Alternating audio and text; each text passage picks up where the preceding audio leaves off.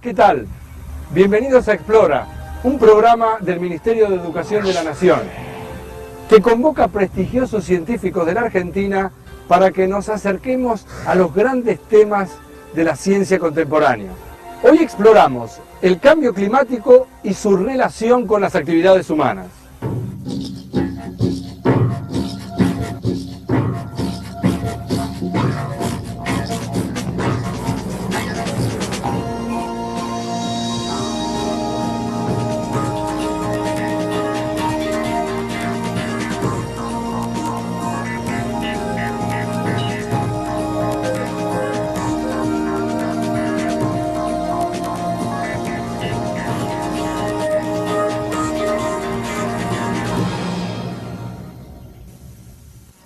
En los últimos años se ha hablado frecuentemente del cambio climático. Es más, es un tema que está instalado en la sociedad. De hecho, se escribe o se habla muchísimo sobre variaciones de temperatura o del efecto invernadero. Fenómenos como el tsunami en Indonesia, como los huracanes en Estados Unidos o las inundaciones aquí en la Argentina, en la provincia de Santa Fe, han generado un debate público. Especialistas y políticos debaten sobre las responsabilidades que le caben al hombre en estos cambios que se producen en el clima del planeta. Y naturalmente estos cambios afectan el normal desarrollo de todas las formas de vida. Para empezar, una breve definición de lo que es el cambio climático. Para eso hablamos con una experta, con una profesora de la Universidad de Buenos Aires, de la Facultad de Ciencias Exactas y Naturales, la doctora Inés Camilioni. El cambio climático es la variación del clima, de parámetros meteorológicos que tienen que ver con la atmósfera durante un periodo prolongado de tiempo y en una forma significativa.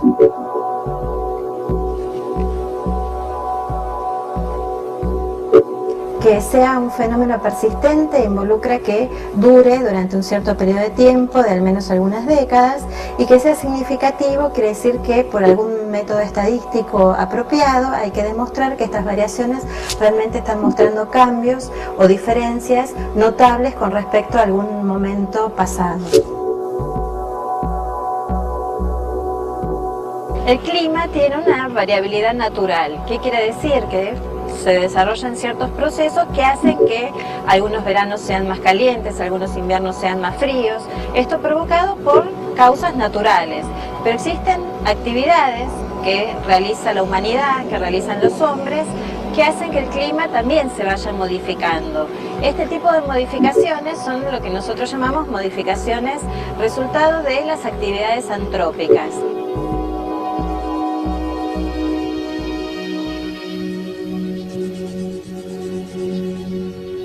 Entre las acciones del hombre que modifican el clima se pueden distinguir dos causas principales. La primera tiene que ver con el reemplazo de las superficies naturales por superficies construidas, por ciudades, por embalses, o el reemplazo también de coberturas vegetales a través del proceso de deforestación.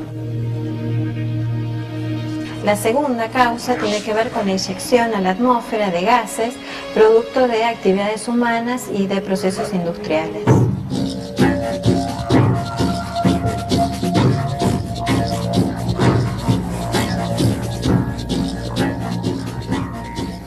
Varios organismos internacionales debaten con preocupación sobre cuál es la relación que hay entre la acción del hombre y los cambios de clima que se han observado en el planeta en las últimas décadas. Un ejemplo reciente es la 10ª Conferencia Internacional sobre Cambio Climático que se hizo sobre fines del año 2004 en Buenos Aires y que concitó la presencia de 140 países y organizaciones no gubernamentales. Aprovechemos ahora para ver cuáles son los cambios climáticos que se han registrado en los últimos tiempos. En los últimos años se produjeron cambios climáticos concretos, como el aumento de la temperatura media global de 0,6 de grado en los últimos 150 años, cambios en los niveles de precipitación, esto significa aumentos en la lluvia en algunos lugares y descensos en otras, retroceso en la mayor parte de los glaciares del mundo. Lo importante de estos cambios es que se produjeron en un periodo de tiempo suficientemente corto que nos permite descartar muchos de los factores naturales que citamos previamente que tenían que ver con procesos geológicos o astronómicos. Y es por este motivo que todos estos cambios pueden ser en gran medida asociados a las acciones humanas sobre el clima.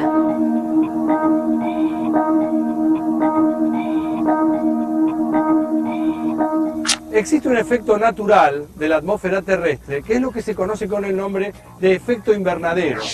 De hecho, en sí mismo, es un efecto muy beneficioso porque permite mantener los niveles de temperatura en lugares adecuados. Ahora, claro, la injerencia del hombre puede transformar en nocivo este proceso natural. Le preguntamos entonces al doctor Jesús Gardiol, que es investigador de la Facultad de Ciencias Exactas y Naturales de la UBA, ¿en qué consiste realmente el efecto invernadero? Se recurre a la figura de invernadero porque la atmósfera, naturalmente, tiene propiedades similares a estas estructuras construidas de vidrios u otros elementos. Es decir, dejan pasar la radiación solar, pero impiden la salida de la radiación terrestre. De este modo, la mayor parte de la radiación es absorbida por la atmósfera y por la superficie de la Tierra, y una ínfima parte es reflejada al espacio exterior. Al mismo tiempo, tanto la atmósfera como la superficie de la Tierra emiten energía que es absorbida por los diferentes gases que componen la atmósfera. Este efecto de invernadero es el que hace que la temperatura de la superficie de la Tierra sea más alta que si no existiese la atmósfera. Existen gases de invernadero como el óxido nitroso, el dióxido de carbono, el vapor de agua o el metano, que son componentes naturales que hacen que la atmósfera retenga la radiación terrestre. Este efecto natural se potencia y se hace perjudicial con la actividad humana que emiten gases de invernadero, logrando que haya una mayor concentración de dichos gases.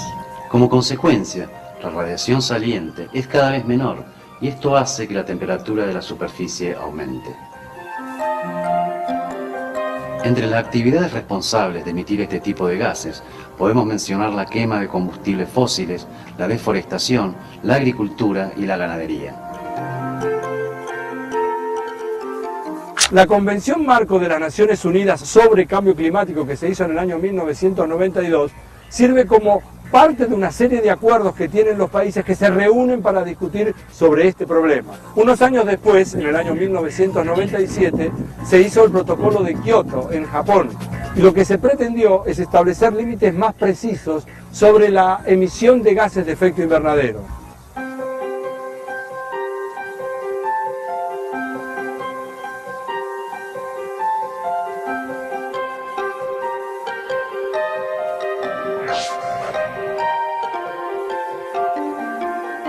La Convención Marco de las Naciones Unidas sobre el Cambio Climático establece como principal objetivo estabilizar las concentraciones de gases de efecto invernadero en la atmósfera a un nivel que impida interferencias peligrosas con el sistema climático. A medida que se fueron acumulando mayores evidencias científicas respecto de las causas e impactos del cambio climático, se hizo necesario establecer límites más precisos sobre las emisiones de estos gases. Así, en 1997, los gobiernos de varios países se manifestaron a favor de la adopción del Protocolo de Kioto, que comparte los principios y preocupaciones establecidos en la Convención de 1992. Pero a su vez, lamentablemente, el mismo no fue ratificado por 4 países que en su conjunto producen más del 30% de los gases de efecto invernadero: Australia, Estados Unidos, China e India. Hay un aspecto del cambio climático que es global, es decir, que afecta a todo el planeta por igual. Y hay otro aspecto del cambio climático que es regional, es decir, que afecta a distintos sectores del planeta y produce un impacto distinto en términos sociológicos, económicos, geográficos. Veamos ahora de qué manera el cambio climático afecta a nuestro país, a la Argentina. Los registros de temperatura en Argentina no muestran cambios demasiado significativos en lo que se refiere a la temperatura media. Los cambios más evidentes se dan en la temperatura mínima, donde se observa que en la región centro y norte de Argentina hay una tendencia de aumento de la temperatura de 1 grado centígrado en los últimos 50 años, mientras que la temperatura máxima se redujo en la misma proporción. Otra característica importante tiene que ver con la duración de las estaciones. Se observa que en gran parte del país hay una tendencia a que el verano se prolongue hacia el otoño y que los inviernos sean cada vez más cortos y menos severos.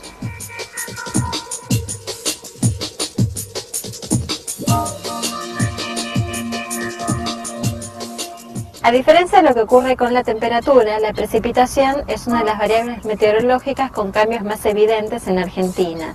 En particular, en la región centro y norte de Argentina se registra un aumento de la lluvia del 23% durante el último siglo. Esto es especialmente evidente en los caudales de los grandes ríos de la cuenca del Plata. Esto es el río Paraná, el Uruguay, el Paraguay, que muestran una tendencia a mayores caudales durante los últimos años. No solo se observa un aumento en los caudales medios de estos ríos, sino que también hay una mayor frecuencia en los caudales extremos, dando en esta región una mayor vulnerabilidad a la ocurrencia de inundaciones.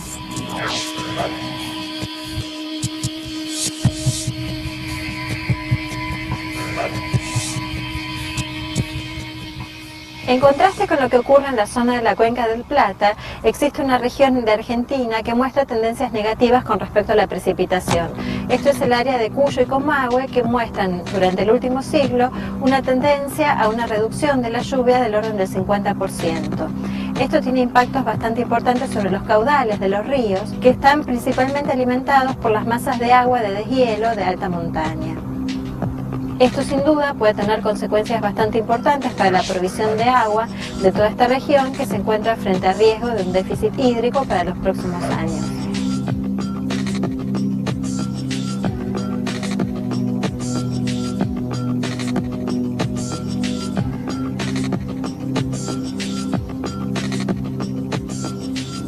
Otro cambio significativo está vinculado con la modificación del nivel del río de la Plata.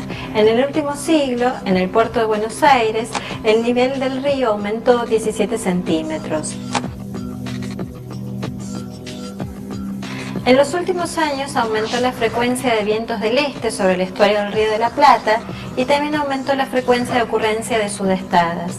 Esta situación pone en riesgo de mayor frecuencia de inundaciones a toda la franja costera del área metropolitana y también aumenta las posibilidades de erosión en toda la zona costera.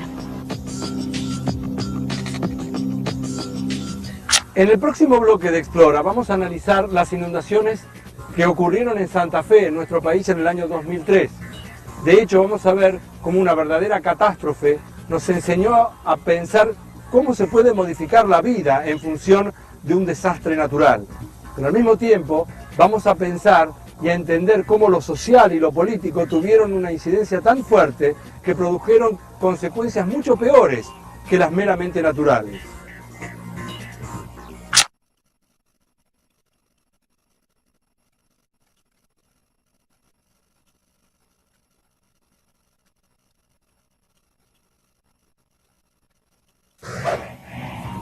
Seguimos ahora en Explora.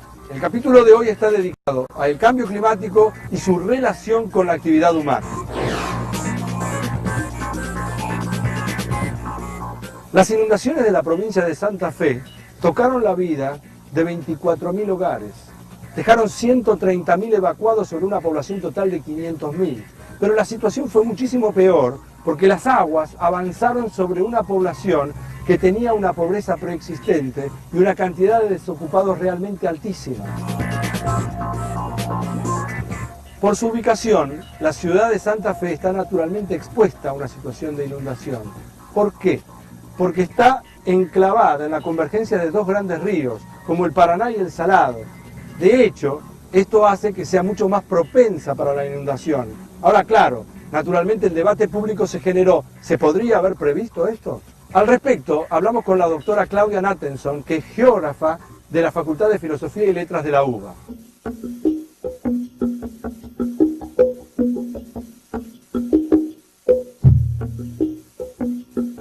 Hemos tenido inundaciones catastróficas en el litoral argentino, importantes en el año 82-83, en el año 92, en el año 98, y parecía que la inundación del 2003 de Santa Fe solo viene a confirmar que no es posible hacer nada, porque es natural, y no es así.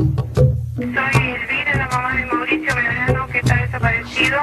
A cualquier persona que sepa de él, por favor, que se comunique con la familia. Aun cuando las causales de tipo físico-natural sean efectivamente importantes, las sociedades históricamente han podido enfrentar este tipo de fenómenos. Entonces, nosotros nuevamente nos preguntamos por qué en Santa Fe el impacto fue tan terrible, fue tan importante.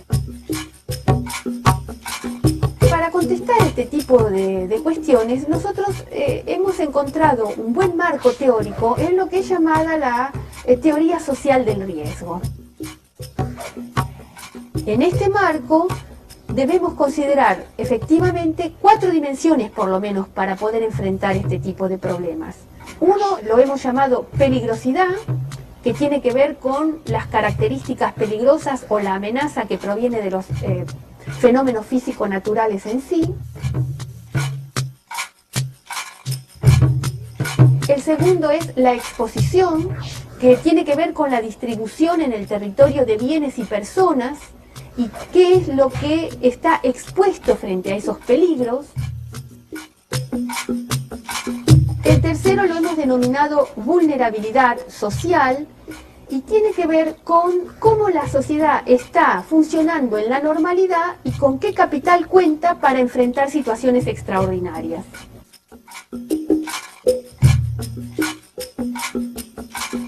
Existe una cuarta dimensión que hemos denominado incertidumbre, que se trata de aquellos aspectos desconocidos del problema en cuestión, para los cuales ni la ciencia ni la técnica tiene respuestas en la actualidad. La incertidumbre crece a expensas de los desconocimientos de las otras 3 dimensiones que hemos mencionado y se maneja políticamente, es decir, no hay posibilidades de establecer una solución científico-técnica, entonces la solución va a pasar por la decisión, por lo político, por lo social. Es interesante lo que propone la doctora Nathanson, porque nos permite darle un marco conceptual diferente al análisis de lo que sucedió en la catástrofe de Santa Fe en el año 2003. No solamente hay que analizar los agentes naturales, eso está bien, sino que también hay que pensar en lo que ella llama la teoría social del riesgo, es decir, la peligrosidad, la incertidumbre, la disposición, la vulnerabilidad social. Estas son 4 dimensiones diferentes que nos permiten abordar el problema de una manera distinta. Si la incertidumbre es aquello que no se conoce, en el caso de Santa Fe podemos encontrar que falta información hidroclimática para poder desarrollar sistemas de alerta locales. Que den información a ver si Santa Rosa de Lima se va a llenar de agua o no, o si no hay peligro todavía. Desde el punto de vista de la exposición, ha faltado también lo que son llamadas, el desarrollo de lo que es llamado medidas blandas, planes de contingencia que prevean la posible llegada de una inundación, para la cual la población se prepara haciendo ejercicios de simulación. ¿A qué hora más o menos va a llegar el agua acá? Porque yo me estoy evacuando solo Y desde el punto de vista de la vulnerabilidad social, cuanto mejor esté la sociedad desde el punto de vista económico, mejor va a poder responder y con más recursos va a poder contar para recuperarse en el caso de un impacto de esta naturaleza. Tuvimos la inundación del 82 y bueno, en ese momento se dijo, es una situación extraordinaria, es la máxima centenal.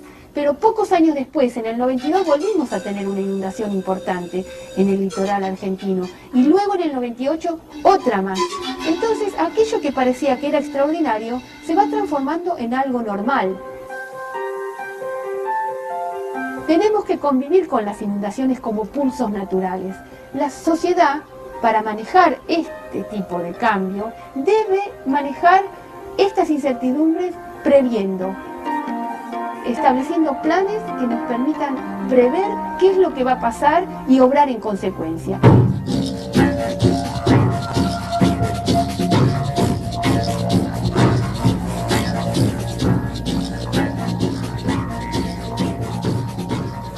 Dentro de las ciudades tienen lugar procesos atmosféricos locales, es decir, que son propios de las grandes orbes, de las grandes ciudades. Y quiero comentarles algunas de las causas para que esto suceda. Por ejemplo, el reemplazo de los suelos naturales por suelos construidos, o la generación de residuos, o la liberación de lo que se llama calor antropogénico, es decir, el calor generado por la actividad humana. Estos procesos atmosféricos, que como ya dijimos son típicos de las grandes ciudades, conforman en su conjunto un fenómeno que se llama la isla urbana de calor.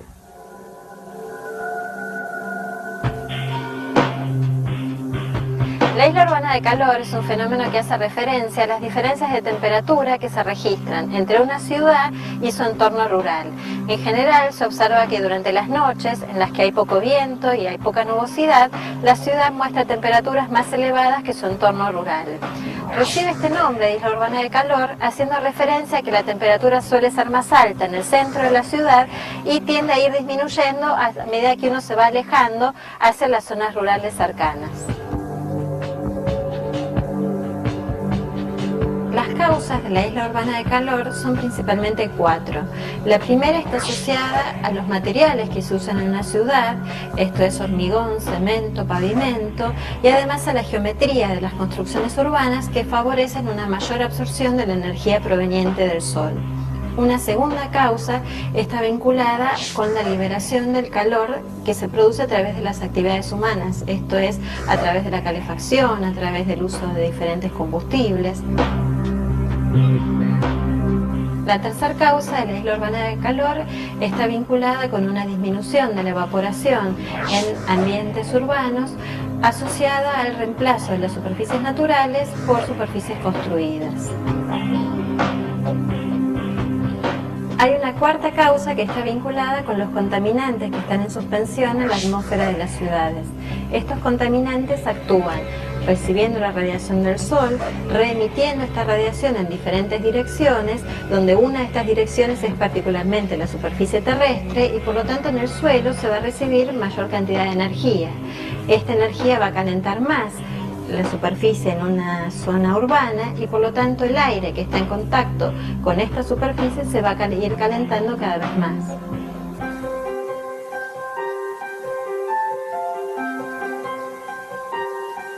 La intensidad de la isla de calor se evalúa como la diferencia entre la temperatura medida en el centro de la ciudad y la temperatura medida en una localidad rural cercana. Los factores que determinan la intensidad de la isla de calor son factores meteorológicos como la nubosidad y la velocidad del viento, factores asociados a la estructura de la ciudad, esto es el tamaño de la ciudad y la población, o factores que están vinculados con la época del año y la hora del día. Normalmente la máxima intensidad que se registra en la isla de calor es algunas horas después de la puesta del sol, normalmente entre 4 y 6 horas, y la mínima intensidad suele registrarse durante las horas del día.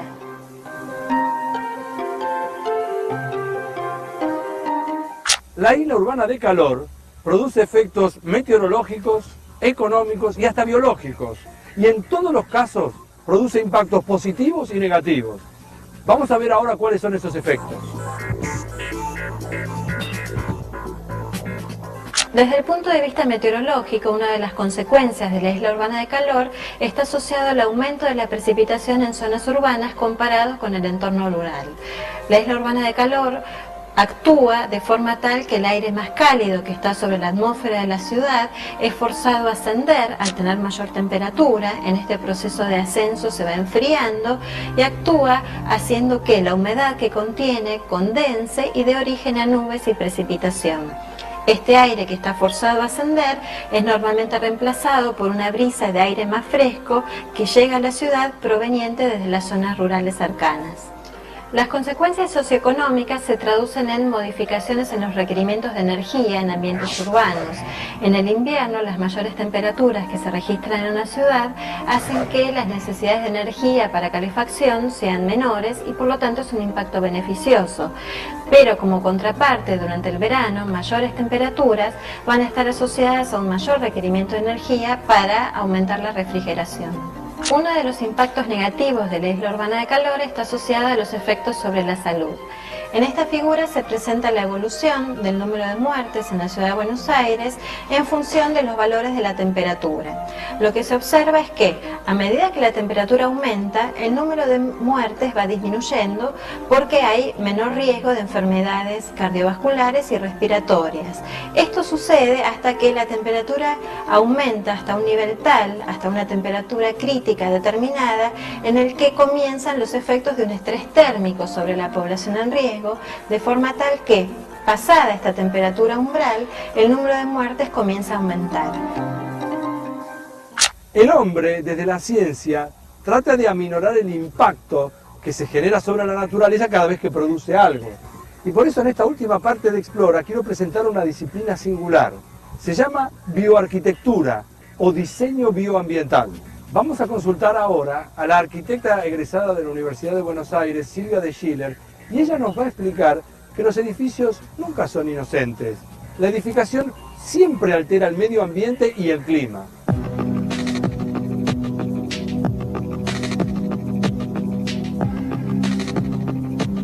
Si la arquitectura es capaz de desarrollarse en común acuerdo con la naturaleza, es un aporte que la arquitectura puede hacer al ambiente y a la sociedad consecuentemente. Eso es básicamente hacer más con menos, usar menos recursos y hacer una mejor arquitectura que dependa menos de los recursos. Para que esos recursos, si los hay, se puedan usar para otras cosas, básicamente para producir y desarrollarnos. No consumir para producir un problema, que es el calentamiento global y el efecto de la isla de calor, que sí van a ser problemas porque van a rebotar en nuestro hábitat y vamos a tener que suplir las condiciones de diseño que no hemos sabido usar debidamente con más mecanismos, con más energía, con más situación artificial. Los edificios impactan, no son inocentes. Los edificios siempre modifican el clima y el medio en el cual se encuentran. La manera en que impactan es lo que tratamos de evidenciar y de enseñar en nuestra arquitectura bioambiental.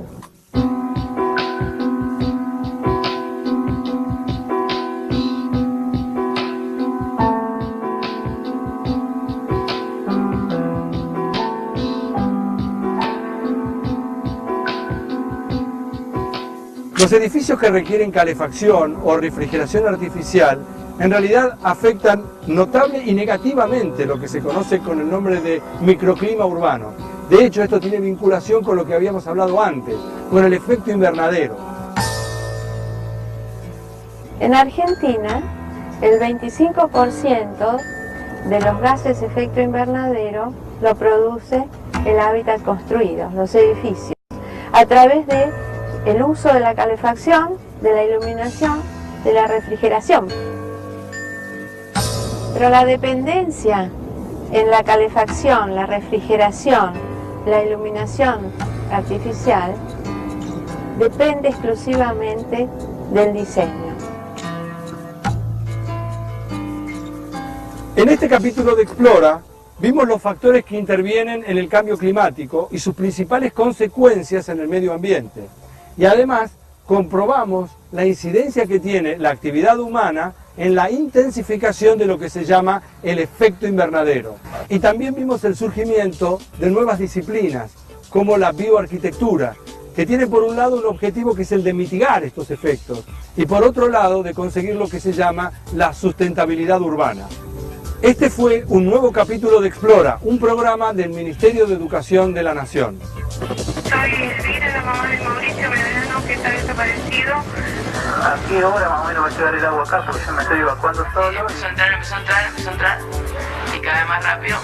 Y en un momento entra rapidísimo, ya entra por la ventana. Quiero avisar a mi ya que estoy bien. Que den información a ver si Santa Rosa de Lima se va a llenar de agua o no. O si... Ver a gente llegar desesperada buscando a la familia. Por el frente de la Cachácora y la canoa chocó contra un faro. No tengo colchón, no tengo cobija, no tengo... El pobrerío, la gente laburante, la gente que tiene menos posibilidades de salir. Un momento quedó todo en silencio, toda esa gente se había ahogado.